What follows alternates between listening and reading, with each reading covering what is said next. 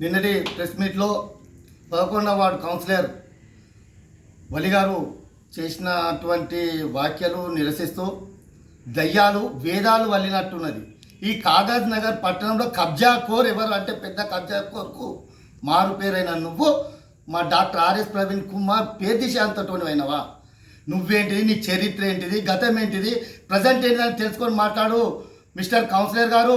మీరు ఒక అధికారిని ఇష్టానుసారం మాట్లాడి మీరు నిలబడి అసలు నువ్వు కౌన్సిల్ ఎట్లా మాట్లాడాలో కూడా తెలియదు. అసలు మీ కౌన్సిల్లో ఇంతవరకు ఒక ప్రెస్ వాళ్ళని ఎందుకు రాణిస్తలేరు? నేను కూడా గతంలో మున్సిపల్ కౌన్సిలర్గా చేసిన.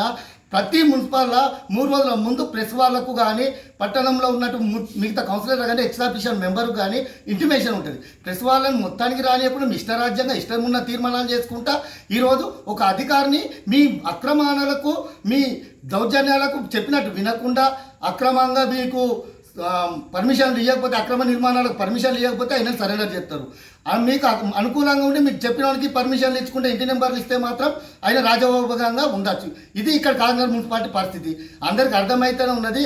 నువ్వు ఇంకొకటి డాక్టర్ ఆర్ఎస్ ప్రవీణ్ కుమార్ గారు ఎందుకు స్పందిస్తలేదు? అయ్యా, నువ్వు ఒక కౌన్సిలర్ చేసినావు, ఒక కోఆప్షన్ చేసినావు, నీకు ఏమన్నా ఇంకిత జ్ఞానం ఉన్నది?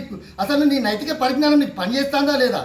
గతంలో కానీ ప్రజెంట్ కానీ ఇంతకుముందు కానీ ప్రవీణ్ కుమార్ ఒక లోకల్ బాడీ ఎలక్షన్లో కానీ లేకపోతే ఎమ్మెల్యేగా కానీ ఎంపీగా కానీ మన నియోజకవర్గం నుంచి ఏదన్నా ప్రజాప్రతినిధికి ఎన్నికైందా? ఈ పాలక వర్గంలో ఎక్సాఫీషియల్కు అత్యంత సన్నిహితుడు అయిన నువ్వు ఈ పాలక వర్గము గతంలో ఉన్నటువంటి మీ ఎమ్మెల్యే మీ నాయకుని పేరు తీయలేవు. చూడు, నిన్న అందరి పేర్లు తీసినావు, మంచి ఒగ్గు కథ మంచిగా చదివినావు, పేపర్ పట్టుకొని బుద్ధులు లెక్క మంచిగా నిలబడ్డావు. మరి దళితులన్నా వాళ్ళకి అవసరం లేదు. మీ నాయకునికి ఎవరైతే వత్తాసుపరికి ఆయన పేరు తీయలేవో ఆయన దగ్గర పిఏ చేసిన దినేష్ అక్కడ ప్రభుత్వ బోర్డు సంజీవయ్య కాలనీలో ఇది ప్రభుత్వ భూమి, ఇది ప్రభుత్వానికి చెందింది, మున్సిపాలిటీ నుంచి నేను బోర్డు పెట్టిస్తే ఆ బోర్డుని పట్టపగటుని కూల్చేసిన మీ నాయకుడు ఏం చేయలేడే? మరి నువ్వేం చేయలేదు? అప్పుడు నువ్వే ఉన్నావు కౌన్సిలర్గా. మరి అప్పుడెందుకు నువ్వు మాట్లాడి పట్టపగలు అక్కడ దౌర్జన్యంగా ఒక మార్వాడి సేటు అక్కడ 12 ఫీట్ల గల్లీని కబ్జా చేస్తే మేము స్వర్గీయ మాజీ మున్సిపల్ చైర్మన్ జాన్వే గారి నేతృత్వంలో మీ నాయకుని దగ్గరికి పోతే హేళనగా మాట్లాడి మమ్మల్ని అందరినీ తీసేసిండు.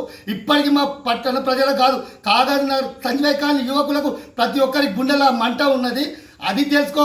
నువ్వు ప్రభుత్వ భూమి ఉన్న బోర్డుని కూల్చేస్తేనేమో నువ్వు చేత. కానీ మీ కౌన్సిల్, మీ చైర్మన్ ఉన్నాడు, మీ ప్రధాన కౌన్సిల్, మీ మెజార్టీ కౌన్సిల్ ఉండి మొన్న అంగరంగ వైభవంగా ఏకపక్షంగా చైర్మన్ ఎన్నుకున్నారు. మరి ఏం జరుగుతుంది మున్సిపాల్లో? ఒక ఫిష్ మార్కెట్కి వచ్చే వరకు బోర్డు గుర్తుకు వచ్చింది, అంతకుముందు బోర్డు గుర్తుకు రాలేదా? అట్లా ఎన్ని జాగ్రత్తలు కాదున్నారులా? నువ్వు ఒక కోఆప్షన్ చేసి నువ్వు గతం నుంచి మున్సిపల్ కౌన్సిలర్గా చేసి ఇప్పుడు గతంలో కోఆప్షన్ చేసి నీకు విషయ పరిజ్ఞానం లేదు. అసలు మీ నాయకుడికి పక్కగా ఉంది అన్నసత్రం, దానికి దీనికి ఎంత డిస్టెన్స్ ఉన్నది? ఇంతకుముందు ఎక్సెప్షన్ మెంబర్గా మొన్న గత 4 సంవత్సరాల